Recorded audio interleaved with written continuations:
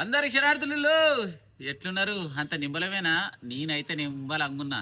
ఇయాల మీ అందరి గురించి ఒక మంచి ముచ్చట పట్టుకొచ్చిన.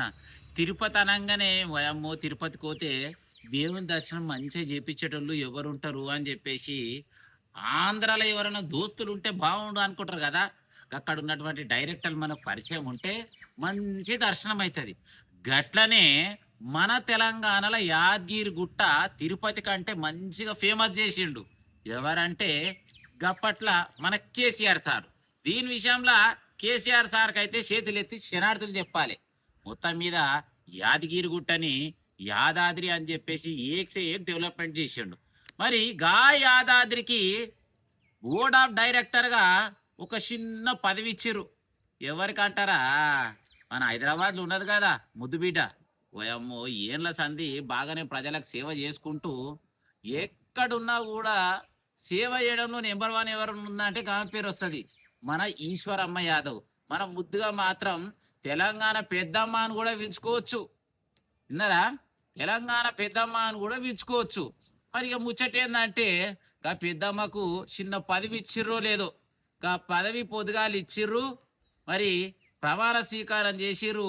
పొద్దుముఖంగా ఇంటికి వచ్చి అక్కడ జరగాల్సిన ప్రోగ్రాంలు ఏముండాలంటే తెల్లారిన సంధి హైదరాబాద్లో ఉన్న తెలంగాణలో ఉన్నటువంటి బీసీలు కావచ్చు, యాదవ్ ముద్దు బిడ్డలు కావచ్చు, కాంగ్రెస్ ప్రభుత్వం గుర్తించి ఈ అవ్వకు మంచి పోస్ట్ ఇచ్చారంటే సన్మాన కార్యక్రమాలు మాత్రం జరగాలి. కానీ ఏం జరిగిందో ఎరకనా? పొద్దు ముఖ్యదే ఆలస్యం.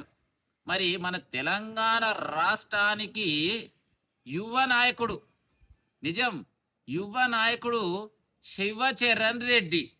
మరి దీని పేరింటే చాలా మంది కొందరు మంచోళ్ళు అంటారు, కొందరేమో ఏయ్ చాలా డేంజర్ పోరాడు అంటారు. మరి ఈ పోరాడు ఏం చేసిండో ఎరకనా? మరి గాలి వేసుకున్నటువంటి బ్యానర్లో భాగంగా గీన ఫోటో కూడా వేసిర్రు. కానీ గాల నాయన ఫోటో వేయలేదని చెప్పేసి అవ్వనైతే గబ్బు గబ్బు కూతలు తిట్టిండు. ఇక నేను ముచ్చట అయితే చెప్పనులే, గలీజ్గా ఉంటుంది కాబట్టి. ఎందుకంటే ఇక వాళ్ళనే వీళ్ళనే 100 సార్లు అన్ని టీవీలలో 1,00,000 సార్లు కూడా చూపించారు. మరి అవ్వని తిట్టిన గరానికి తెలంగాణలో కాదు, ఓయమ్మ ఓయమ్మ ఎక్కడెక్కడి నుంచి బీసీ నాయకులు, గౌడ నాయకులు చాలా మంది వచ్చి అవ్వని పరామర్శించరు. అగ్గో బీసీ నాయకులే గాలిగీలు అంటే కాదు, రూలింగ్లో ఉన్నటువంటి ఎమ్మెల్యేలు, ఎంపీలు, మరి పక్క పార్టీలో ఉన్న నాయకులు చాలా మంది వచ్చి అవ్వనైతే పరామర్శించారు. మరి ఆఖరికి కాంగ్రెస్ పార్టీల క్రమశిక్షణ కమిటీ అని ఉంటది. ఆ క్రమశిక్షణ కమిటీలా మరి ఇంతకీన మాట్లాడిన గబ్బు మాటలకిన కొలువు ఉంచిందా తీసేసిందా అంటే ఓ పెద్ద మనిషి అంటాడు, ఒక్కసారి గిన మాటలు వినురబ్బా నవ్వుతారు. సన్మానాలు సత్కారాలు చేయాల్సింది పోయి రేవంత్ రెడ్డి గారి కాంగ్రెస్ గవర్నమెంట్కి మాకు ఈరోజు మేము ముగ్గురు నిలబడి మదాననే నిలబడి ఈ ఈ పరిస్థితి ఏంటి? అసలు అసలు ఏంది? మాకు ఏం జరుగుతుంది? రాష్ట్రంలో ఏమవుతుంది? ఎవరు ఏం చేస్తున్నారు? ఇప్పుడు ఇంటోడు కొట్లాడతాడప్ప, ఈ బయట వాళ్ళు ఎవరు దొరుకుతున్నాడు, ఎవడు దొరకమన్నాడు? ఇదేం పంచాయతీ ఇదంతా? ఇప్పుడు అన్ని పార్టీలలో సరే ఇండ్ల యాదవులు ఉన్నారు, ఇండ్ల రెడ్డిలు ఉంటారు, మిగతా పార్టీలలో యాదవులు ఉంటారు, గౌర్లు ఉంటారు, రెడ్డిలు ఉంటారు. మిగతా పార్టీలకు సంబంధించిన యాదవులు, మిగతా పార్టీలకు సంబంధించిన గౌడ్సులు, మా కాంగ్రెస్ పార్టీలో ఉన్న గౌన్ల దాంట్లో, మా పార్టీలో ఉన్న యాదవుల దాంట్లో జొర్రి పంచాయతీలేంది ఇదంతా అని కొంత అనుమానము కనబడుతుంది మదన్న. అది మెయిన్ మదన్న రాగానే ముందే చెప్పిండు, ఇది ఇది పార్టీది కాదు, పొలిటికల్ కాదు, ఇదేదో జరుగుతున్నది, కొంత మనం జాగ్రత్తగా పోవాల్సి వచ్చిందని మదన్న ఫస్ట్ రాగానే మేము ముగ్గురం మాట్లాడినాం, నడిచేడు మేము ముగ్గురం కూడా. ఇప్పుడు ఆమె డైరెక్టర్ గారు మేడము మా మనిషే, చరణ్ రెడ్డి ప్రభాకరు మా మనిషే, రామగౌడు మా మనిషే. ఈ మా మనుషులలో వేరే ఎవరు జోరి ఏం జరుగుతుందనేది కొంత కన్ఫ్యూజ్గా ఉంది. అయినా కాంగ్రెస్ పార్టీ మా ముగ్గురు అప్పీల్ ఒకటే, కాంగ్రెస్ పార్టీ కార్యకర్తలు, నాయకులు దీనికి పులి స్టాప్ పెట్టండి ఈ రోజుకి. విన్నారు కదా మన జగ్గారెడ్డి పటేల్. ఆడ పోయినా కానీ ఈయన పనులు అయితే విచిత్రంగా ఉంటాయి.